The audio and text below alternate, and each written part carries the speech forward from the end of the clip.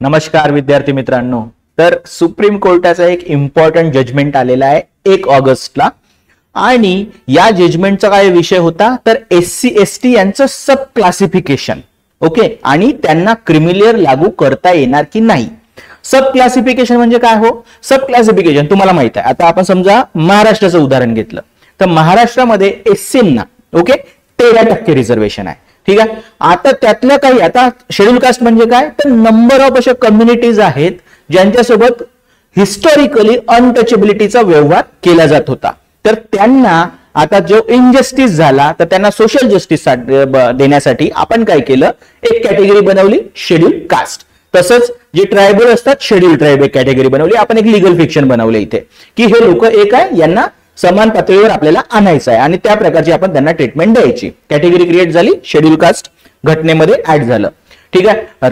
केंद्रीय स्तरावर 15% आरक्षण आहे शेड्यूल कास्ट यांना, महाराष्ट्रावर मध्ये 13% आहे. वेगवेगळ्या स्टेटमध्ये वेगवेगळ्या प्रमाणात आरक्षण मिळेल. जसं तुम्हाला सांगतो सर्वात जास्त SC पॉप्युलेशन कुठे आहे, पंजाबमध्ये आहे, तर 25% रिझर्वेशन अवेलेबल आहे. ठीक आहे.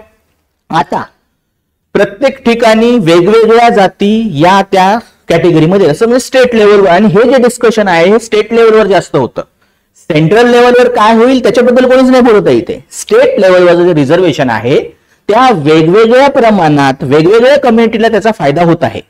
उदाहरण काय आहे सर आपल्याकडे, तर आंध्र प्रदेशचं उदाहरण आहे आपल्याकडे. आंध्र प्रदेशमध्ये आता शेड्यूल कास्टमध्ये, आता तेलंगणामध्ये ते ऍक्च्युअली बायफर्केट झालेलं आहे, पण आंध्र प्रदेश जर आपण पकडलं तर शेड्यूल कास्टमध्ये 2 महत्वाच्या कम्युनिटी येतात. एक आहे माला, एक आहे मदिगा. ठीक आहे. आता मदिगांचं असं म्हणणं आहे की माला जे कम्युनिटी आहे त्यांना या रिझर्वेशनचा जास्त फायदा झालेला आहे, आम्हाला फायदा होत नाहीये. तेच मदिगा कम्युनिटी कर्नाटकात आहे, त्यांचं म्हणणं आहे की दुसरी जी शेड्यूल कास्ट कम्युनिटी आहे, कास्ट आहे, त्याला जास्त फायदा होतो, आम्हाला होत नाही.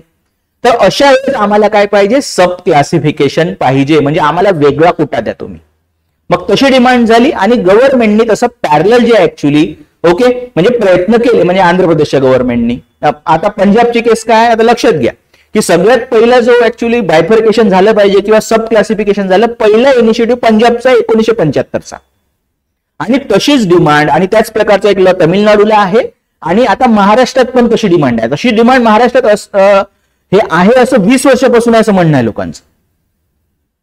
ठीक आहे. आता झालं काय, हे डिमांड होते सगळ्या स्टेट लेवलवर, पण स्टेट हे करू शकत नव्हते असं सुप्रीम कोर्टाचं जजमेंट होतं. मी सांगतो तुम्हाला ऍक्च्युली काय. तर मग हे सगळं जे वादविवाद आहे की स्टेट करू शकतं की नाही किंवा मग सब क्लासिफिकेशन करायला पाहिजे की नाही, हे सगळं मग सुप्रीम कोर्टामध्ये 2000 किंवा 2004 सालीपासून चालू आहे. 4 ला समजून घ्या इम्पॉर्टंट जजमेंट आलं, तर 2024ला आता हे जजमेंट चेंज झालेलं आहे. तर हे सगळं आपण जो ऍक्च्युअली हिस्टॉरिकल, लीगल आणि कॉन्स्टिट्युशनल इश्यू आहे ते आता आपण इथे चर्चा करणार आहोत. ठीक आहे. मोस्टली जेव्हा आपल्याकडे केसेस अवेलेबल आहे रिलेटेड टू SC रिझर्वेशन आहेत आणि तेच ऍक्च्युअली जजमेंट ST साठी पण लागू होतील असं आपल्याला लक्षात ठेवायचं आहे. ठीक आहे. त्याच्यामध्ये मग जे कलम आहेत काय काय लक्षात ठेवायचं आहे बघा. हा जो टॉपिक आहे आपला, हा सोशल जस्टिसचा टॉपिक आहे, सामाजिक न्याय. पेपर 2 10 मार्कासाठी प्रश्न येऊ शकतो आणि याच्यामध्ये लक्षात घ्या ओव्हरऑल जी रिझर्वेशनची डिमांड आहे, मग त्याच्यामध्ये ओबीसीचं पण बायफर्केशन किंवा उपवर्गीकरण किंवा त्याला क्लासिफिकेशन म्हणतात, हा एक रिलेटेड टॉपिक आहे, तुम्हाला लक्षात ठेवायचा आहे. भलेही हा जजमेंट असेल तर तुम्हाला प्रश्न विचारण्यात येईल कदाचित की पूर्ण ओव्हरऑल जी रिझर्वेशन सिस्टम आहे त्याच्यामध्ये सब क्लासिफिकेशन होऊ शकतो का, ओबीसी SC ST. ओके, त्यामुळे हा टॉपिक इम्पॉर्टंट आहे. 2024 पण म्हणा, 2025 म्हणा, MPSC म्हणा, UPSC म्हणा, सगळ्यासाठी असेल. ठीक आहे. आता तुम्हाला लक्षात काय घ्यायचं आहे की आता इथे आपल्याला सगळ्यात पहिली केस काय म्हटलं आपण, तर अनुसूचित जाती संबंधी ऍक्च्युली वाद पहिले सुरू झाला, शेड्यूल ट्राइब संबंधी वाद पहिले सुरू नाही झालेला आहे. ठीक आहे. त्याचा आपण चर्चा करू की असं का नाही झालं म्हणून. तर सगळ्यात पहिले जी पंजाब गव्हर्नमेंट होती तुमची, कुठली पंजाब गव्हर्नमेंट, त्यांनी अनुसूचित जातीचं जे प्रकरण आहे त्याचं उपवर्गीकरणाचे ऍक्च्युली प्रयत्न केले 1975ला. 1975ला गव्हर्नमेंटने काय म्हटलं बघा, पंजाब गव्हर्नमेंट किती आहे तिथे ऍक्च्युली रिझर्वेशन 25% आहे, महाराष्ट्रात 13 आहे, हे लक्षात घ्या तुम्ही. ठीक आहे. आता 25% आपण काय करू, त्यांनी म्हटलं की 2 प्रकारच्या कम्युनिटीज आहेत आमच्या इकडे. त्यांचं म्हणणं आहे अनटचेबल जे आहेत, अस्पृश्य जे आहेत, त्याच्यामध्ये आमच्या इकडे नंबर ऑफ कास्ट आहेत, पण त्याच्यामध्ये जे बाल्मिकी आहेत वाल्मिकी बाल्मिकी एकच शब्द आहे, पण मी मोस्टली न्यूजपेपर मध्ये वाल्मिकी शब्द वापरला. वाल्मिकी, ठीक आहे, ओके. आणि मजहबी सिख आणि वाल्मिकी यांच्यासाठी एक सब कोटा असेल, प्रिफरन्स असेल त्यांना. 50 आपण याला बायफर्गेट करायचं 25%ला. कोणासाठी? की मोस्ट बॅकवर्ड जे आहेत याच्यामध्ये पण शेड्यूल कास्ट मध्ये तर सिख, मजहबी सिख, ओके. आणि त्याच्यानंतर ओके वाल्मिकी. तर यांना आम्ही काय करू? सब कोटा देऊ ऍक्च्युली. आणि 1975ला झालं, लागू पण होतं, पण याच्यामध्ये काही प्रॉब्लेम झाले. कसं? नंतर त्याच प्रकारचं काय झालं, एक कायदा आला आंध्र प्रदेशचा. मी तुम्हाला सगळ्यात पहिली सुरुवात सांगितली की कोणाची झाली? पंजाब गव्हर्नमेंटनी उपवर्गीकरणासाठी प्रयत्न सगळ्यात पहिले केलेले आहेत.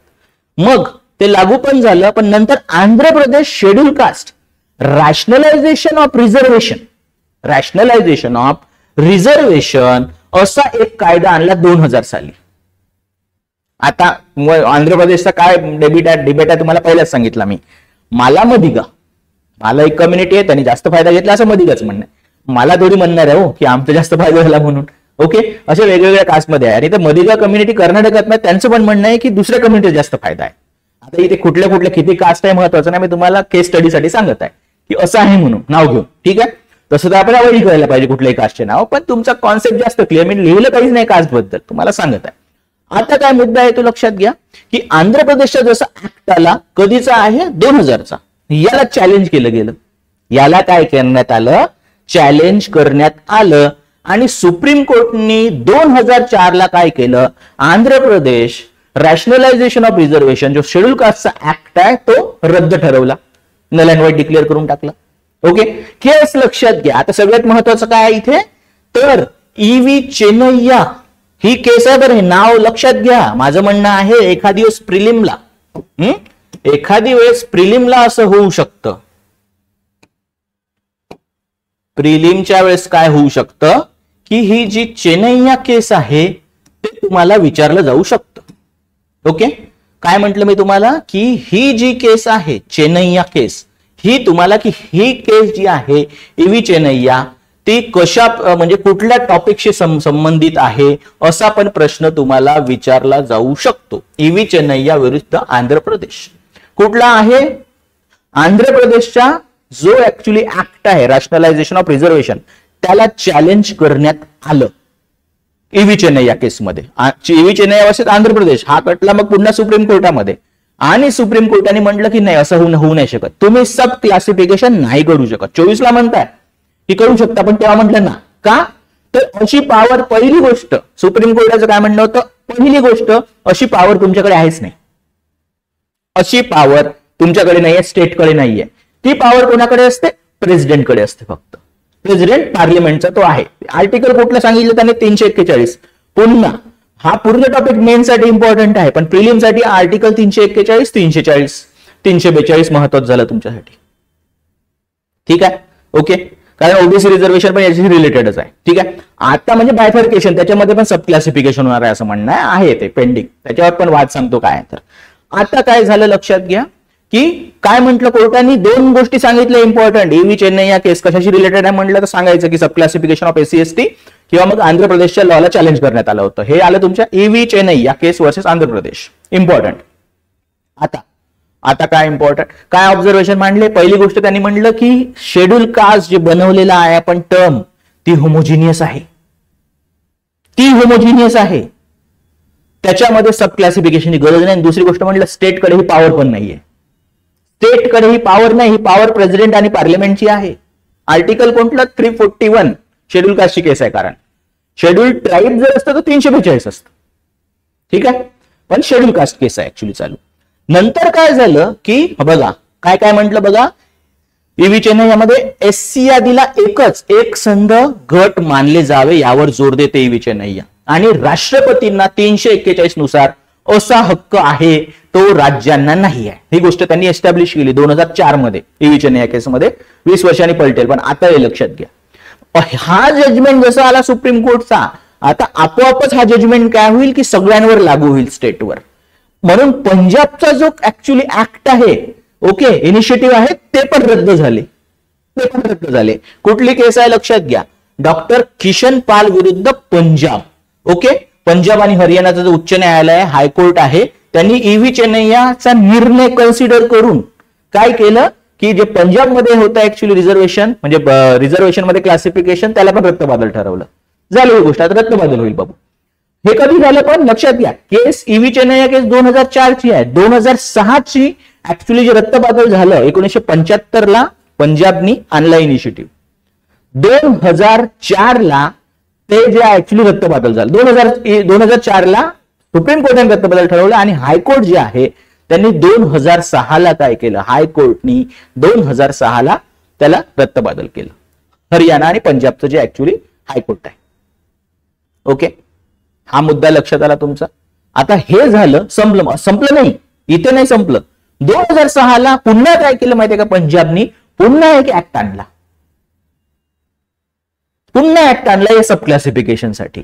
सोबत कुठली केस होती आणखीन आपल्याकडे, सोबत केस होती आणखीन आंध्र प्रदेशची. ठीक आहे, पण आता त्याच्या आधी आपण काय करू की 341 कलम लक्षात घेऊ पहिले. ठीक आहे, 341 तुमच्यासाठी इम्पॉर्टंट आहे. 341 मध्ये काय दिलेलं आहे, अनुसूचित जाती हे कशा ठरवल्या जातील, कोण ठरवेल. ठीक आहे, त्याच्यानंतर 342 मध्ये शेड्यूल ट्राईब कसं ठरवलं जाईल हे आहे. 340 मध्ये मग ते ओबीसी रिलेटेड आहे. ठीक आहे, आता मुद्दा काय बघा की 341 काय म्हणतं, राष्ट्रपती काय करू शकतो, एखाद्या कम्युनिटीला कास्ट, रेस, बघा काय काय शब्द वापरलेले आहे, कास्ट, रेस आणि ट्राईब. ओके, येस, जाती, वंश आणि जमाती किंवा एक पूर्ण जात, जमाती किंवा वंश किंवा त्याचा एखादी भाग असेल, पूर्ण कास्ट नाही, पूर्ण वंश नाही, त्याचा एखादी भाग जर असेल, काही लोक असतील, त्यांना शेड्यूल कास्टचा दर्जा देऊ शकतात. त्या राज्यापुरता मर्यादित किंवा त्या युनियन टेरिटरी पुरता मर्यादित, असं आर्टिकलचं सांगणं, वाचून नाही सांगत, तुम्हाला वाचावं लागेल. आणि जर राज्य असेल तर अशा वेळेस तर कोणाची ऍडवाइस घेईल, दॅट इज गव्हर्नरची. म्हणजे पॉवर कोणाची झाली, गव्हर्नर ऍडवायझरी आहे. पॉवर कोणाची झाली, प्रेसिडेंटची. आणि एकदा ही लिस्ट बनली, प्रेसिडेन्शियल ऑर्डर असते ऍक्च्युली याच्यामध्ये, presidents. Okay, schedule caste list असते ऍक्च्युली, असं ते निघत असतं 1951, 1955 या प्रकारे. ठीक आहे, नंतर याच्यामध्ये जे काही बदल आहे ते कोण करू शकतं, फक्त संसद करू शकतं. पॉवर मग लक्षात घ्या, प्रेसिडेंट, पार्लिमेंट अशी आहे पॉवर. ओके, 10 मार्कासाठी आहे, पण याच्यामध्ये भरपूर काही तुम्हाला समजून येईल, लक्षात घ्या. मग हे जर असेल, म्हणून 341 कन्सिडर करून सुप्रीम कोर्टाचं काय म्हणणं होतं की बाबा ही स्टेटची पॉवर नाही, ते प्रेसिडेंट आणि कोणाची पॉवर असेल आता, ओके, पार्लिमेंटची पॉवर असेल, तुमचा काही रोल येत नाही. आणि होमोजिनियस सांगितलं, 341 तुम्हाला समजलं असेल. त्या 341 मध्ये असं काही चॅलेंजिंग नाहीये.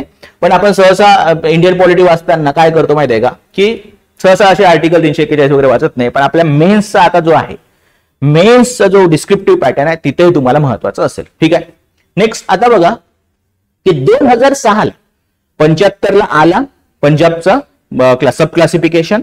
त्यानंतर काय केलं आपण, 2004 ला ईव्ही चेन्नैया केस आला. 2006 ला 75चा जो ऍक्ट आहे पंजाबचा तो रद्दबातल ठरला. 2006 ला पुन्हा काय केलं माहित आहे, 2006 ला पंजाबने पुन्हा सब क्लासिफिकेशनचा ऍक्ट आणला. Okay, great. 2006 ला तर पुन्हा चॅलेंज झाला. कुठली केस, हीच केस चालू आहे 2024 मध्ये, लक्षात घ्या कुठली केस आहे. ओके, तर that is Devinder Singh versus Punjab अशी केस आहे ती. ठीक आहे, देवेंदर सिंग जे आहे तीच केस आहे. आता त्यांनी आव्हान दिलं, कोणासाठी होतं सब क्लासिफिकेशन, कोणाला प्रिफरन्शियल ट्रीटमेंट होती, दॅट इज मजहबी सिख आणि बाल्मिकी. देवेंदर सिंग जे होते ते नॉन बाल्मिकी, नॉन ओके मजहबी सिख होते. त्यांनी चॅलेंज केला की हे तर आमच्यासोबत अन्याय होऊ शकतो. ही केस गेली. मग ऍक्च्युली कुठली केस आहे, देवेंदर सिंग केस आहे. आज पण जो जजमेंट आहे तो देवेंदर सिंग चीच केस आहे, हे लक्षात घ्या. आणि त्याचप्रमाणे ईव्ही चेन्नैचा तो रिव्ह्यू आहे असं लक्षात घ्या. ईव्ही चेन्नैया वर्सेस आंध्र प्रदेश या केसचा तो रिव्ह्यू पण आहे. ठीक आहे, यांनी हे सांगितलं.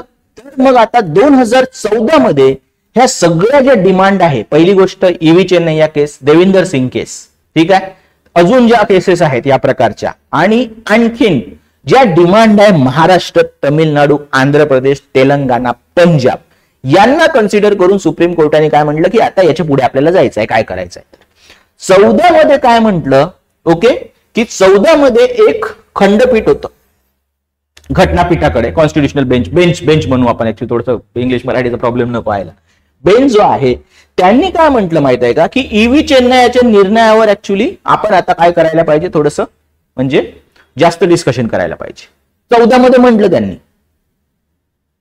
त्या घटनापीठाकडे ते होतं. ओके, मग आता 5 लोकांचा होता तो, 5 लोकांचा. आता 5चा आहे तर आता 7चा आहे, लक्षात घ्या. ठीक आहे. ओके, आता 2020 मध्ये काय ऑब्झर्वेशन म्हटलं माहितीये का, या 14 मध्ये सुरू झाली ही केस, सगळ्या गोष्टीचा रिव्ह्यू, सगळ्या डिमांड, सगळ्या केसेस. त्यांनी काय म्हटलं 14 मध्ये की याची पुनर्विचार करण्याची आवश्यकता आहे. ईव्ही चेन्नई या केसचे पुनर्विचार करू आपण, याच्यावर पुनर्विचार करू. ओके, आणि अनुसूचित जाती हा एकसंध गट ही कल्पना नाकारू आम्ही ऍक्च्युली, आणि त्याच्यामध्ये अनइक्वल लोक आहेत. काय म्हटलं ईव्ही चेन्नई या केसमध्ये, काय म्हटलं होतं आपण, समान गट आहे, समान गट आहे, होमोजिनियस आहे. हे म्हणतात की असं काही गरजेचं नाहीये, त्याच्यामध्ये अनइक्वल असू शकतात, जे काही लोकांना जास्त, काही कम्युनिटीजला कमी फायदा, कोणाला जास्त, असं असू शकतं. तर अशा वेळेस मग आता याचं काय झालं पाहिजे, रिव्ह्यू झाला पाहिजे. ठीक आहे. आणि सोबत त्यांनी हे पण सांगितलं 2020 ला की SC ST साठी एक क्रिमिलेअरची शक्यता तुम्ही म्हणजे नाकारता येत नाही बाबा, असं नाही सांगितलं करा म्हणून, ते वेगळं असतं, नाकारता येत नाही असं सांगितलं.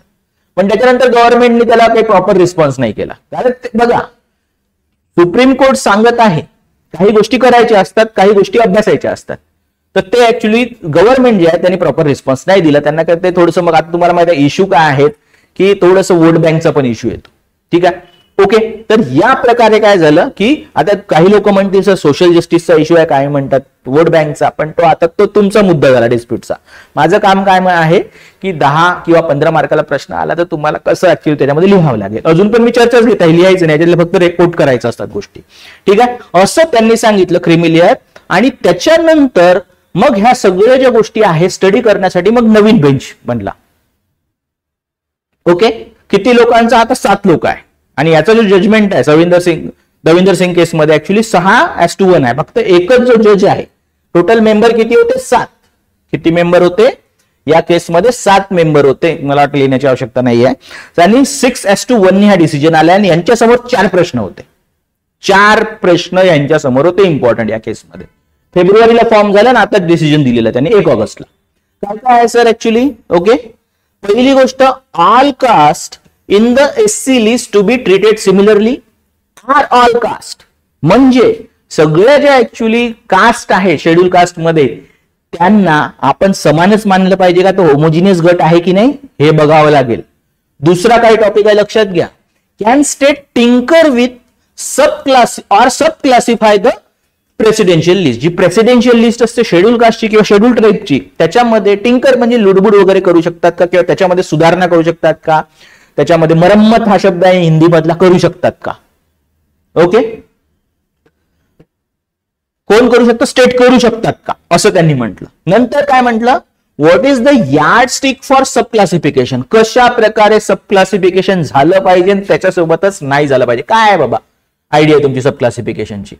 ओके, त्या प्रकारचा डेटा आहे का तुमच्याकडे, आयडियाज आहेत का त्या प्रकारच्या, हे सांगा आम्हाला. किंवा असलं कसं असलं पाहिजे. तुम्ही वोट बँक पॉलिटिक्स किंवा पॉलिटिसायझेशन नाही झालं पाहिजे इश्यूचं, हे सांगत आहे बरं सुप्रीम कोर्ट. ओके, आणि क्रिमिलियर जे आहे हे शेड्यूल कास्टसाठी अप्लाय करण्याची गरज आहे का, असे 4 प्रश्न होते. आणि या 4ही प्रश्नांचे उत्तर कोणी दिलेले आहे, सुप्रीम कोर्टाने दिलेले आहेत. कशा प्रकारे दिले बघा आता.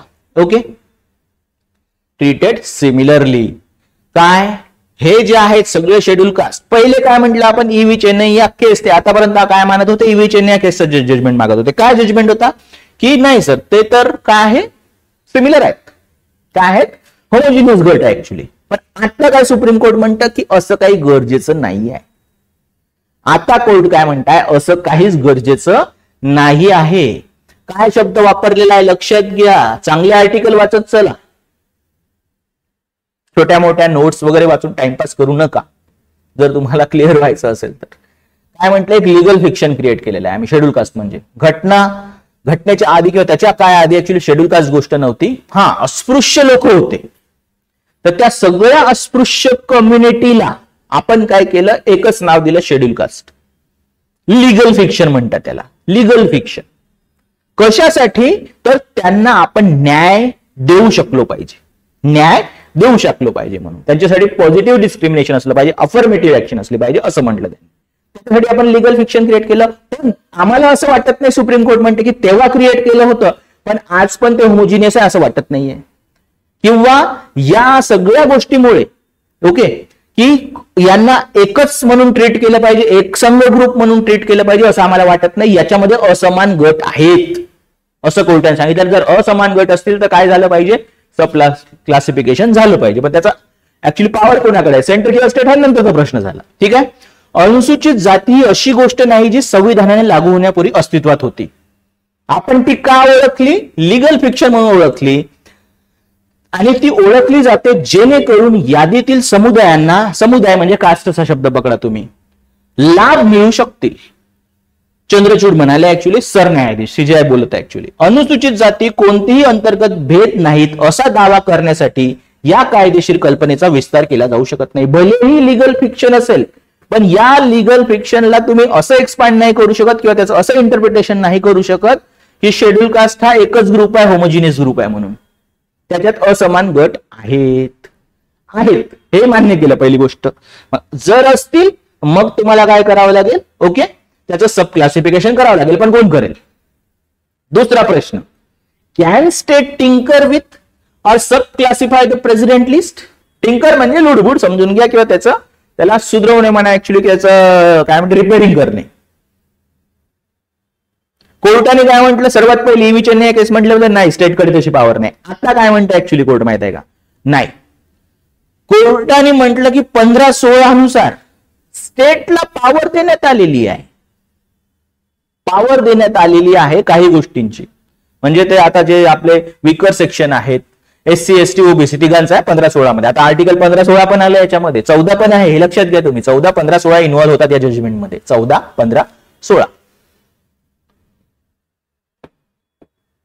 No discrimination and equality of opportunity, article 16. ठीक आहे, इन पब्लिक एम्प्लॉयमेंट. 15-16 मध्ये ही पॉवर स्टेटकडे आहे. तर हीच पॉवर याच्यानुसारच स्टेट काय करू शकतात, आता सब क्लासिफिकेशन करू शकतात असं म्हणणं आहे. कलम 15-16 अंतर्गत आपल्या अधिकाराचा वापर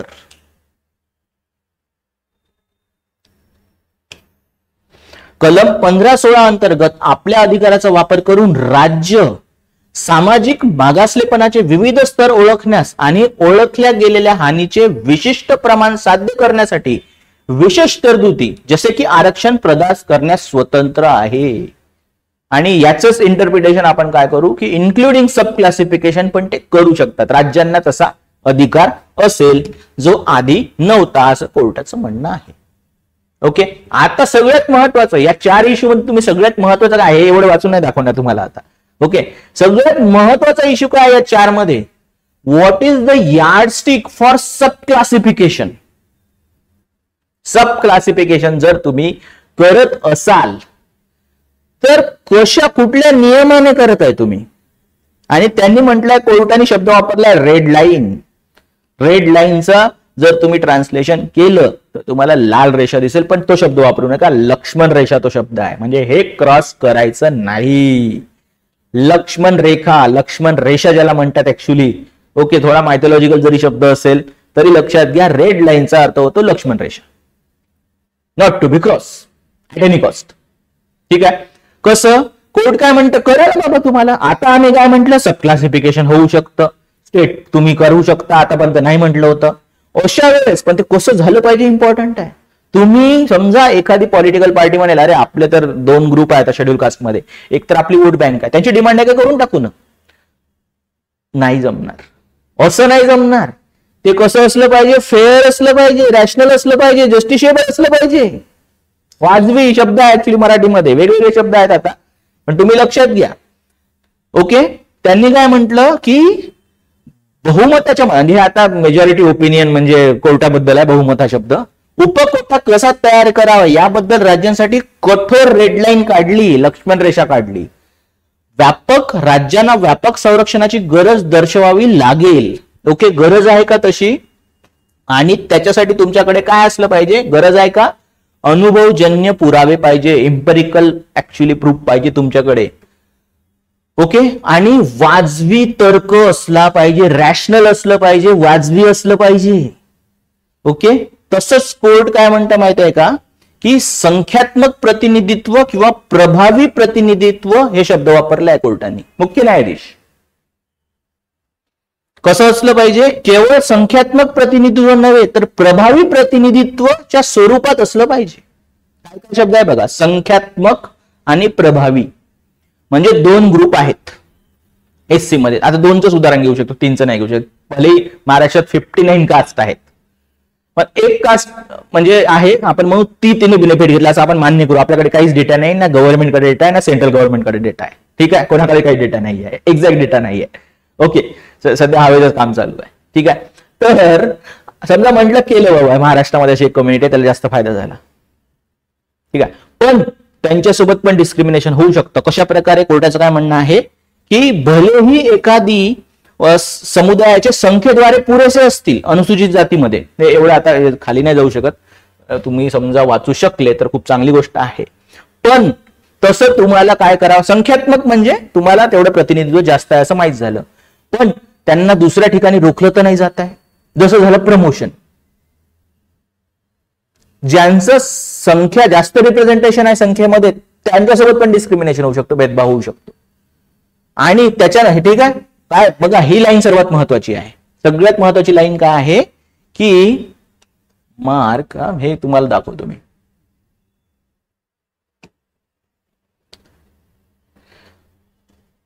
मुख्य न्यायाधीशांनी अधोरेखित केले की सार्वजनिक सेवांमधील कोणत्याही प्रकारचे प्रतिनिधित्व केवळ संख्यात्मक प्रतिनिधित्व नव्हे तर प्रभावी प्रतिनिधित्वाच्या स्वरूपात असले पाहिजे. परिणामी जरी अनुसूचित जाती समुदायांचे प्रतिनिधित्व केवळ संख्येद्वारे पुरेसे असले तरी त्यांना उच्च पदांवर पदोन्नती देऊन प्रभावी प्रतिनिधित्व मिळवण्यापासून रोखले जाऊ शकते.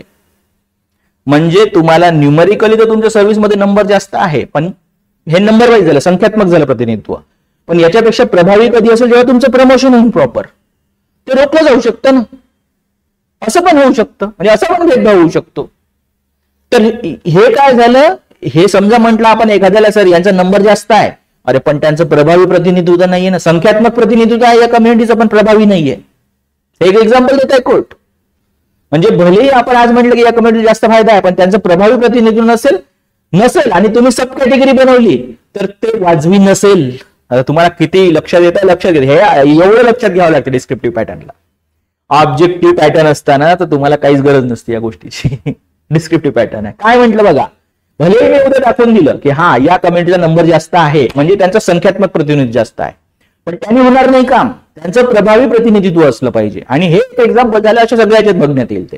ठीक आहे, तसंच कोर्ट काय म्हणतं की जर तुम्ही उद्या केलं, राज्याला कोर्ट म्हणताय तुम्ही जर केलं तर अनुसूचित जातींच्या मोठ्या गटातून तयार केलेला गट किंवा जात अधिक वंचित आणि अपुरे प्रतिनिधित्व असलेला आहे आणि हे परिमाणात्मक आकडेवारी आधारित असली पाहिजे. म्हणजे आता केलं आपण 13% 5% काढलं कोणाला, तर हे कसं वाजवी आहे हे पण तुम्हाला सांगावं लागेल.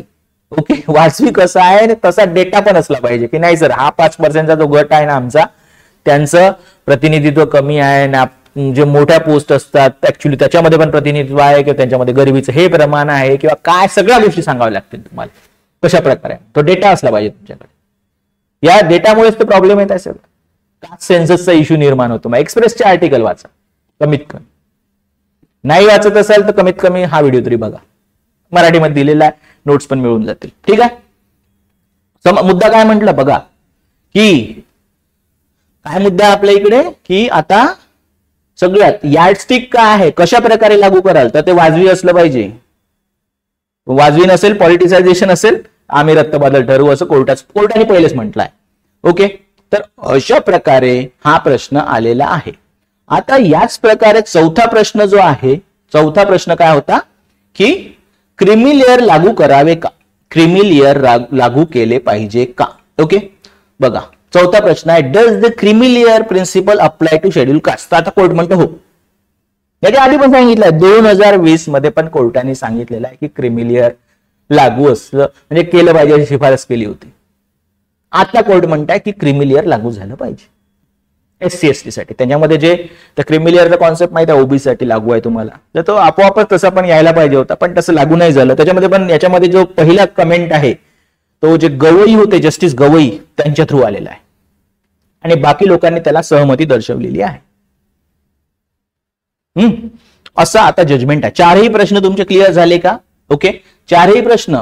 All caste in the SC list to be treated similarly हा प्रश्न होता. हो, गरज नाहीये. त्यांचं म्हणणं ईव्ही चेन्नईचा जजमेंट केला, त्यांनी बदलवला आणि म्हटलं की होमोजिनियस ग्रुप नाहीये, आम्हाला असं वाटत नाही. भले शेड्यूल कास्ट एक लिगल फिक्शन क्रिएट केला आम्ही, पण तसं लिगल फिक्शन असेल तर त्याचं इंटरप्रिटेशन असं करू नका की होमोजिनियस ग्रुप आहे, हा अनइक्वल, त्याच्यामध्ये अनइक्वल लोक आहेत आणि त्यांना मग सब क्लासिफिकेशन असेल. Justice can state tinker with the sub classify the presidential list? Yes, state करू शकतात.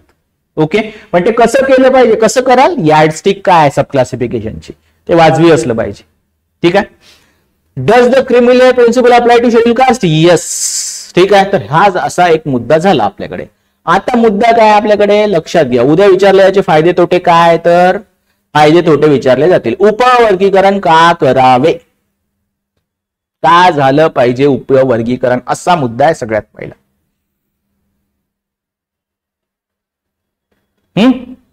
का करावे म्हणजे मुद्दा बघा. आता डिमांड आहे सगळ्याच, कुठे कुठे डिमांड आहे? महाराष्ट्रात डिमांड आहे. महाराष्ट्रामध्ये पर्टिक्युलर एक कम्युनिटी आहे, त्यांचं म्हणणं आहे की आमचं पॉप्युलेशन, किंवा आपण थोडंसं ओके चालेल नाव घेणे टाळलं पाहिजे, पण महाराष्ट्रामध्ये टोटल 13% रिझर्वेशन आहे, त्याच्यामध्ये 59 कास्ट आहे टोटल. त्याच्यामध्ये पर्टिक्युलर कारण डिमांडच आहे. मातंग कम्युनिटी जे आहेत त्यांचं म्हणणं आहे की आम्हाला, 2 मी वाचलेलं आहे, कदाचित 7% चुकीचं असू शकतं, पण 5% एक सबकोटा पाहिजे म्हणून त्यांचं म्हणणं आहे की या आमच्यापेक्षा जे दुसऱ्या कम्युनिटी आहेत, चर्मकार, त्याच्यानंतर जे ex untouchable Mahar community converted to new Buddhist, त्याच्यानंतर आणखीन एक काही कम्युनिटी आहेत, त्यांना फायदा जास्त झालेला, आम्हाला कमी फायदा आहे, म्हणून आम्हाला काय पाहिजे, एक 5% कोटा आहे, असं मातंग जे कम्युनिटी आहे महाराष्ट्रातली त्यांचं म्हणणं आहे. मला मदिगा सांगितलं, मदिगा कम्युनिटी डिमांड आहे. पंजाबमध्ये तर नाव तुम्हाला माहित झाले, तमिळनाडूमध्ये पण अशी इश्यू आहे. तर अशा जर काही असेल तर सब क्लासिफिकेशन झालं पाहिजे. आणि फायदा काय होईल माहिती आहे का, की एक फ्लेक्झिबिलिटी मिळेल. कोणाला? राज्यांना फ्लेक्झिबिलिटी मिळेल. सेंटरकडे पण ते असेल पॉवर, ऍक्च्युली तर सेंटरकडे ते पॉवर ऑलरेडीच आहे, सेंटर करेल की नाही सांगता येणार नाही, पण आता लवचिकता वाढेल, फ्लेक्झिबिलिटी वाढेल. राज्य आरक्षण म्हणा किंवा दुसऱ्या बाबी म्हणा, ओके, याच्यामध्ये काय करू शकतात, त्यांच्याकडे पॉवर पण असेल. आतापर्यंत पॉवर नव्हती, पण पॉवर आली, पण फ्लेक्झिबिलिटी असेल, फ्लेक्झिबिलिटी असेल. नाहीतर आता म्हणजे कॉन्स्टिट्युशनल चॅलेंजेस होते त्यांच्याकडे. आणि फक्त रिझर्वेशन नाही, शिक्षण हे जाऊ द्या, शिक्षण नोकरी एक झालं, पण बाकी पण इनिशिएटिव्ह असतात गव्हर्नमेंटचे, त्याच्यामध्ये मग ते काय करू शकतात, तसं सब कोटा किंवा एक नवीन संस्था वगैरे स्थापन करणे हे त्यांना इझी जाऊ शकतं, करता येईल. ओके, फ्लेक्झिबिलिटी ओके असेल आता राज्यांकडे, आणि केंद्र पण वेगळ्या प्रकारे प्रयत्न करेल. तसंच सब कॅटेगरायझेशन मुळे जो आपला सामाजिक न्याय आहे ते डिपेंड होईल. समजा उद्या असं आकडेवारी आलीच, पण ते उद्या येणार नाहीये, परवा पण येणार नाहीये, माहित नाही कधी येणार आहेत, कारण सेंट्रल गव्हर्नमेंट एवढं किन नाहीये. Caste census is important. मी दुसरा मुद्दा चालू होतो इथे, कास्ट सेन्सस इज इम्पॉर्टंट. एक्सप्रेसचं आर्टिकल आहे याच हेच वाचाल तर त्याच्यामध्येच आर्टिकल आहे त्यांचं, की कास्ट सेन्सस शिवाय होणं कठीण आहे. तर हे समजा उद्या झालं, प्रूव्ह झालं, ओके, महाराष्ट्राने आता एक समिती पुन्हा म्हणणं आहे, ऍक्च्युली आमचे जे डेप्युटी सीएम आहे की आपण करू म्हणून, ऍक्च्युली एक समिती येईल. ठीक आहे, समिती येईल, ते सेन्सस येईल, ते प्रूव्ह होईल, मग ते पुन्हा ऍक्च्युली ते कोर्टाकडे जाईल, काय होईल माहित नाही आता. ठीक आहे, पण समजा झालं उद्या सब कॅटेगरायझेशन, तर काय होईल, असं झालं म्हणजे ऍक्च्युली काय झालं, सगळं स्टँड झालं म्हणजे असं आहे. असं जर आहे तर मग तो सोशल जस्टिस डीपन होईल, म्हणजे तो ऍक्च्युली जास्त काय होईल, खोल जाईल सोशल जस्टिस, असं आपण म्हणू शकतो. दुसरा फायदा फ्लेक्झिबिलिटी, सोशल जस्टिस. वाजवी प्रतिनिधित्व मिळेल सगळ्याच ग्रुपना. जर असं असेल, कोणाला जास्त बेनिफिट, कोणाला कमी बेनिफिट, तर मग आता काय होईल की प्रॉपर तुम्हाला रिप्रेझेंटेशन असेल, पॉलिटिकल पण रिप्रेझेंटेशन मिळेल ना, कारण आता एससी मध्ये विधानसभा आणि लोकसभा पण आहे ना. चांगलं रिप्रेझेंटेशन, जास्त इनिशिएटिव्ह, छान आहे, फायदा झाला सर आम्हाला.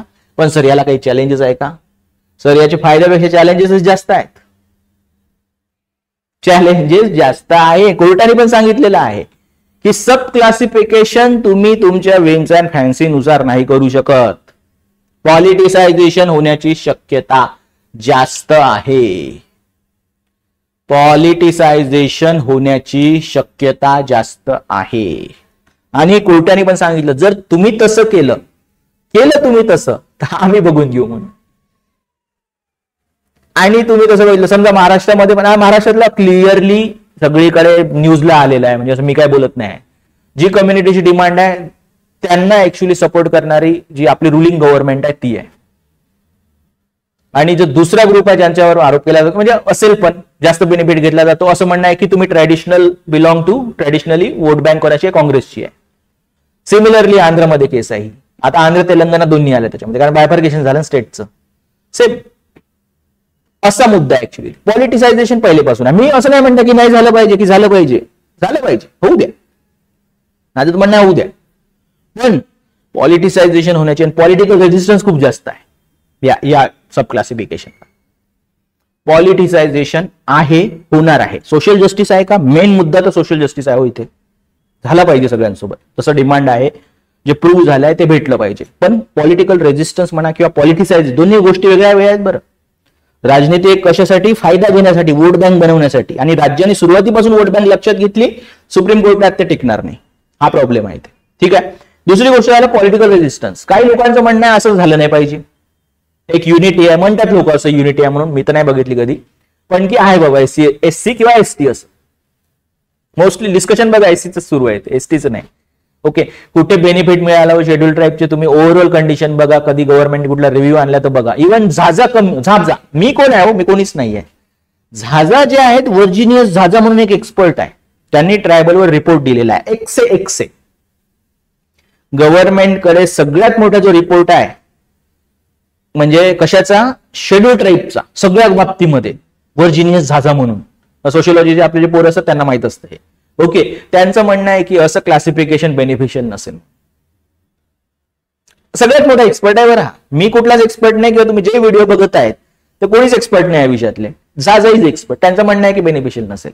तिकडून एक बिहार मधले लीडर आहेत, इमर्जिंग आहेत, प्रॉमिसिंग आहेत. मी म्हणणं असं नाही, मी असं बिलकुलच नाही म्हणताय की या माणसाच्या म्हणण्यामुळे ते होणार नाही. चिराग पासवान म्हणून आहे, खूप इम्पॉर्टंट आहे का सुप्रीम कोर्टासमोर, गव्हर्नमेंट समोर माणूस नाही हा, पण असे काही लोक काय करताय, याला पॉलिटिकल रेजिस्टन्स देत आहेत.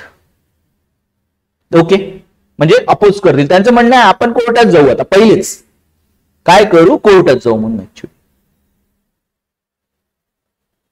ठीक आहे, तर याला पॉलिटिकल विरोध मोठ्या प्रमाणावर होणार आहे. सुप्रीम कोर्ट एक इम्पॉर्टंट स्टेक होल्डर राहणार आहे. त्याच्यानंतर इव्हन SC ST जे कमिशन आहेत त्यांनी पण याला कधीच असं पॉझिटिव्ह जे आहे आन्सर नाही केलेला आहे. SC ST हे कॉन्स्टिट्युशनल बॉडीज आहेत. SC ST कमिशन म्हणताय मी तुम्हाला, सॉरी, SC ST. आता मी कमिशन, पॉलिटिकल झालं तुमचं, वोट बँकसाठी वापर केला जाऊ शकतो, रेजिस्टन्स असू शकतं. नंतर SC ST चे कमिशन आहे, SC कमिशन, ST कमिशन, यांचं पण म्हणणं आहे ऍक्च्युली की असं नाही झालं पाहिजे. एसटीच्या बाबतीत ST कमिशन, SCच्या बाबतीत SC कमिशन. आणि भलेही तुम्ही वाचत असाल 341, 342 मध्ये पण प्रेसिडेंट आणि पार्लिमेंटकडेच पॉवर आहे शेड्यूल ट्राईबच्या संदर्भात, पण ते तर कॉन्स्टिट्यूशन मध्ये लिहून आहे. इम्पॉर्टंट जेव्हा ते सगळी लिस्ट बनते ना, तर schedule tribe commission, registrar general of India, cabinet, हे सगळेच इम्पॉर्टंट स्टेक होल्डर आहे त्याच्यामध्ये ऍक्च्युली. त्याच्यामुळे तुम्ही असं म्हणू शकत नाही की बाकी लोकांना काहीच नाही पॉवर आहे. असं इफेक्टिव्ह पॉवर आहे. ते पण याला विरोध करतील. आणि ते कॉन्स्टिट्युशनल असल्यामुळे बॉडी, नॉट म्हणजे मोह अशी सुप्रीम कोर्टापेक्षा मोठी असं नाही म्हणताय मी, पण इम्पॉर्टंट बॉडी आहे, ते पण विरोध करतील. त्यामुळे हा एक चॅलेंज आहे की विरोध होण्याची शक्यता जास्त आहे. Okay, national commission by SC ST आणि माहितीचा अभाव. सगळ्यात मोठं चॅलेंज काय, अदर दॅन दिस, माहिती कुठे आहे, कुठल्या स्टेटकडे काय डेटा अवेलेबल आहे, आणि स्टेट कसं डेटा कलेक्ट करतं, याला चॅलेंज केलं जाऊ शकतं कधी पण. बिहारच्या कास्ट सेन्ससला आपण सायंटिफिकली म्हटलं की कसं झालेलं आहे, तर त्या बेसिसवर, म्हणजे जे डेटा कलेक्शन होत असतं सायंटिफिकली, त्या बेसिसवर चॅलेंज केलं जाऊ शकतं. सेंट्रल गव्हर्नमेंटचं नाही म्हणते सगळ्या कास्ट सेन्सससाठी पॉझिटिव्ह नाहीये. इव्हन जे रोहिणी आयोग आहे त्याचं, म्हणजे रोहिणी आयोग कशासाठी होता, ओबीसी बायफर्केशनसाठी, त्याचा रिपोर्ट पडलेला आहे सेंट्रल गव्हर्नमेंटकडे, तो बाहेरच नाही काढला त्यांनी. पहिल्या बायफर्केशनचं जे आहे डिमांड, ते ओबीसी रिझर्वेशनचा आहे, जस्टिस रोहिणी आयोग. ओके, तर हा प्रॉब्लेम आहे इथे. आला मुद्दा लक्षात. काय म्हटलं मी तुम्हाला काही नाही, पहिली गोष्ट या केस कुठली केस होती ही सगळं हिस्ट्री माहित झाली, आणि हे फायदे तोटे लक्षात ठेवायचं आहे. फायदे तोटे लिहायचे आहे पेपरमध्ये तुम्हाला, सगळ्यात इम्पॉर्टंट लक्षात. ठीक आहे, मुद्दा लक्षात आला तुम्हाला? हो, लक्षात आला. हा, येतच थांबत नाही आपण ऍक्च्युली. ओके, रिलेटेड टॉपिक आहे याच्या, म्हणजे हा तेवढा इम्पॉर्टंट आहे किंवा ओबीसीचं जे ऍक्च्युली होत आहे आणि एससी एसटी जजमेंट आला त्याला कंबाईन करून एक प्रश्न येईल 15 मार्काला, 15 मार्कासाठी एक प्रश्न येऊन जाईल. त्यामुळे हा टॉपिक पण तुम्ही करा, तुम्हाला बेनिफिट होऊ शकतो. काहीही डाऊट असेल तर कमेंट करा. याची तुम्हाला जर पीपीटी पाहिजे असेल तर आपलं जे चॅनल आहे सोशियोलॉजी बाय गुंजन मेश्राम, तिथे तुम्हाला ते भेटून जाईल, काही प्रॉब्लेम नाही. ओके, अजून याच्या समोर काय घ्यायचं असेल, ओके, याच्यामध्ये एक आणखी नाही, बेला त्रिवेदी नावाची एक जज आहे, सॉरी मी जस्टिस म्हटलं पाहिजे, ऑनरेबल बेला त्रिवेदी म्हटलं पाहिजे. त्यांनी सांगितलेलं आहे की त्यांनी 1931 ला एक ऍक्च्युली अँथ्रोपॉलॉजिस्ट होता हटन म्हणून, त्याचं जजमेंट हे दिलेलं आहे, त्या म्हणजे त्याला कोट केलेलं आहे त्यांनी. हे जजमेंट वाचा कधी, खूप इंटेलेक्च्युअल लोकांसाठी असतात, मी तर नाही बाबा तो, ठीक आहे. तर त्यांचं म्हणणं आहे की हटनने म्हटलं होतं की होमोजिनियस आहे ग्रुप आहे, झाझा पण सांगत आहे ना त्यासाठी, ऍक्च्युली हटन अँथ्रोपॉलॉजिस्ट आहे, तर त्यांनी ऍक्च्युली काय केलेलं आहे की होमोजिनियस ग्रुप आहे बाबा ना, होमोजिनियस म्हणून ट्रीट केला पाहिजे असं सांगितलेलं आहे. एकच डिसेंटिंग जज आहे, ठीक आहे. कुठल्या जजनी काय म्हटलं असं काही विचारणार नाही, पण तुम्हाला ओव्हरऑल माहिती झाली पाहिजे, असा आपला टॉपिक होता. ठीक आहे, थँक्यू.